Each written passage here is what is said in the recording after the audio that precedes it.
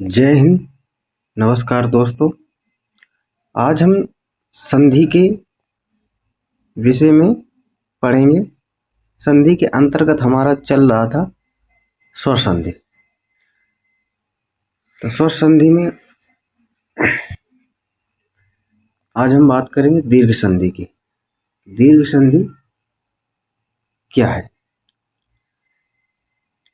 इसकी परिभाषा है जब एक ही स्वर यानी आ, ई, उ, री आपस में मिलते हैं तो दीर्घ स्वर बन जाता है। अगर सरल शब्दों में समझें कि छोटा स्वर और वही छोटा स्वर अगर मिलते हैं तो बनता है हमारा लंबा स्वर। लेकिन नहीं समझ में आए तो बच्चों टेंशन लेने की बात नहीं, हम आगे नियम के अनुसार पढ़ेंगे जिससे जल्दी समझ में आएगा आपको। तो दीर्घ संधि का नियम है, यदि आ छोटा या बड़ा हो या प्लस लग जाए यानी छोटा या बड़ा से मिलकर बनता है आ। यानी कहने का मतलब आ प्लस आ, ये इसकी जगह बड़ा भी हो सकता है और इसकी जगह भी बड़ा हो सकता है, तो हमारा क्या बनेगा? बड़ा। ठीक है। लेकिन संधि विच्छेद में इसका लेंगे प्रथम नंबर, इसका इस विद्या का लास्ट वाला और आले का प्रथम नंबर। जब इनको मर्ज करेंगे, जैसे या में निकलेगा हमारा क्या बाहर निकलेगा? या में निकलेगा बड़ा आ, और इसमें भी आले में भी निकलेगा क्या? बड़ा आ। तो मिलकर क्या बनेगा? बड़ा। तो बड़ा आ जब मिलेगा तो या में मर्ज हो जाएगा, और जब मर्ज हो जाएगा तो ये बड़ा या हो गया तो क्या हो जाएगा? विद्यालय। इसी प्रकार है विद्यार्थी यानी विद्या प्लस अर्थी का, तो आ और यहाँ से बड़ा या से निकलेगा बड़ा आ और छोटा आ, जब दोनों मर्ज होंगे तो क्या बनेगा? बड़ा। तो बड़ा आ के साथ या में जुड़ जाएगा तो क्या हो जाएगा? विद्यार्थी। महा प्लस आत्मा यानी महात्मा। ठीक है दोस्तों, अब देखते हैं ई का उदाहरण। जैसे ये है, छोटी प्लस छोटी से बनता है बड़ी, और बड़ी प्लस बड़ी से मिल जाए तो बड़ी। यानी छोटी या बड़ी आ जाए, ये बड़ी या छोटी आ जाए तो क्या बनेगा? बड़ी। जैसे गिरी, तो इसमें क्या निकलेगा बाहर गिरी में? क्योंकि लास्ट वाला वर्ड लेना है गिरी में, री। री में क्या निकला हमारा? छोटी। और यहाँ से क्या है? ईस, तो यहाँ का आगे का पहला अक्षर ले लेंगे, ईस का पहला अक्षर यानी बड़ी। तो मिलकर क्या बनेगा? बड़ी ई। और यही बड़ी री में मर्ज हो जाएगा तो ये क्या हो जाएगा? गिरीश। गिरीश। गी री से क्या हो जाएगा? गिरीश। ठीक है दोस्तों। जैसे रति धन ईश तो हो जाएगा रतीश। नारी प्लस ईश यानी नरीश। अब अगला नियम है ऊ। जैसे ऊ या छोटा ऊ या बड़ा ऊ प्लस छोटा ऊ या बड़ा ऊ तो मिलकर क्या बनता है? बड़ा ऊ। यानी ऊ प्लस ऊ से बड़ा ऊ। इसके उदाहरण देखेंगे। जैसे लघु, लघु से क्या निकला हमें? लघु से बाहर निकलेगा छोटा ऊ प्लस, और उक्ति से भी तो छोटा ऊ है आगे तो क्या बनेगा? बड़ा ऊ। ये क्या होगा? लघु में मर्ज हो जाएगा बड़ा ऊ तो बड़ा लघु हो जाएगा, तो लघुक्ति हो जाएगा। ठीक है। जैसे सिंधु प्लस उद्भव, तो सिंधु सिंधु सिंधुद्भव। पशु धन उत्सव पशु उत्सव। अब री का, तो री प्लस री से बनता है बड़ी री, यानी पितृ धरण से पितृण। ये एक री है। अगर इसमें ऐसे दो कर दें पितृ, जैसे ये एक छोटी री है हमारा, और अगर बड़ी री की बात करें तो ऐसे ऐसे दो बार हो जाता है। ठीक है। ये एक बार का है और ये दो बार का हो जाता है। अब इनकी ट्रिक देखेंगे। यानी आ से आ, ई से ई, ऊ से ऊ और री से री। यानी हमारी दीर्घ संधि में कौन कौन से वर्ड आते हैं? आ, ई, उ, ये 3 वर्ड आते हैं और एक चौथा अगर मान ले तो ये री आता है। अगर ये वर्ड हैं तो समझ जाना कौन सी संधि होगी? दीर्घ संधि होगी।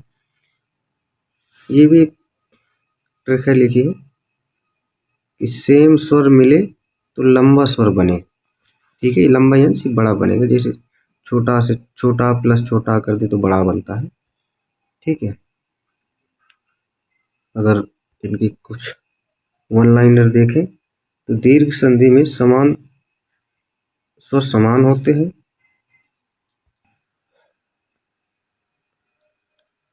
अगली लाइन है, जैसे जब एक जैसे स्वर मिले और आवाज लंबी हो जाए तो समझ लो दीर्घ संधि। जैसे आ, ये बड़ा आ की आवाज नहीं आती, लंबी आवाज आ रही है। ठीक है दोस्तों, अब बात करेंगे गुण संधि की। तो अभी आपने देखा कि आ उ री तक हो गए। अब क्या आएगा गुण में? ए और ओ, ये इनकी पहचान है। जैसे परिभाषा है इसकी गुण संधि की, जब आ प्लस आ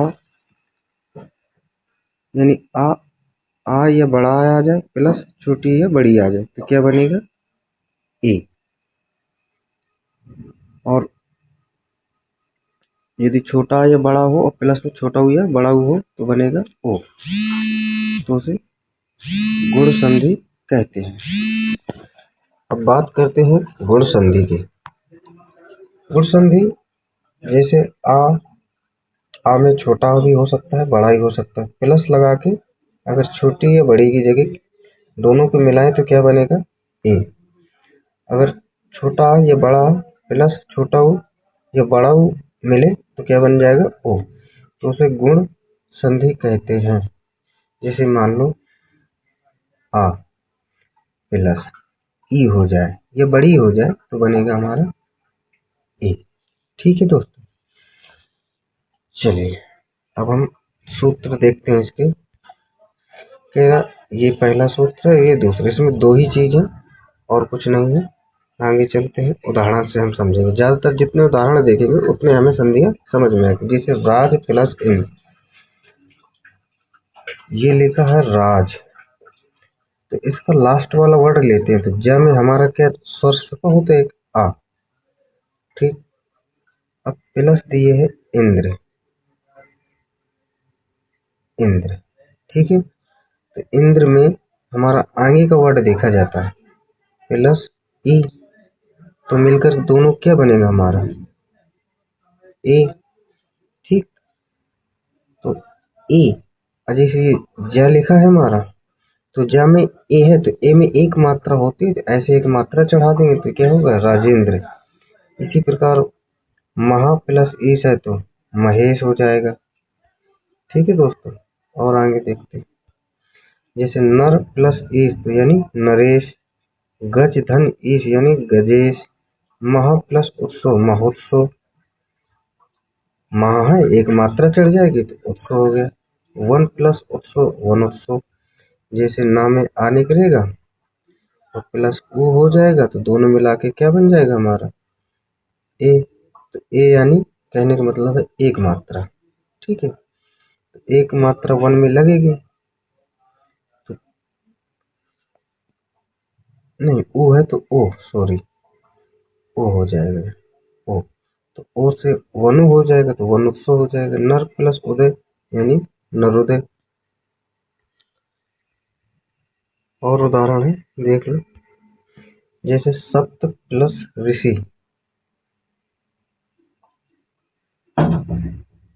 आ प्लस अब यहाँ से हमारा मिलेगा री,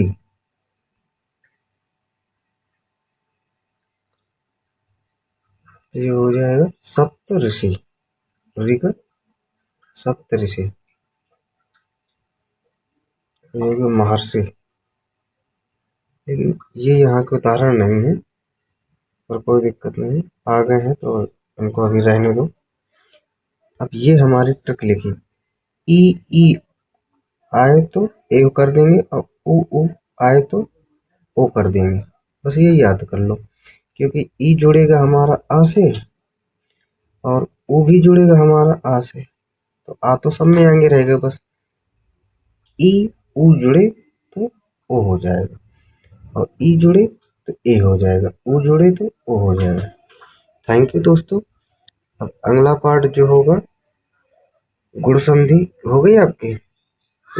अब इसके जो संधि के कुछ पार्ट और बचे हैं तो हम अगली वीडियो में देखेंगे। अगर वीडियो अच्छा लगे तो दोस्तों लाइक करना, अपने दोस्तों के साथ शेयर करना, बेल आइकन को दबाना। जय हिंद दोस्तों।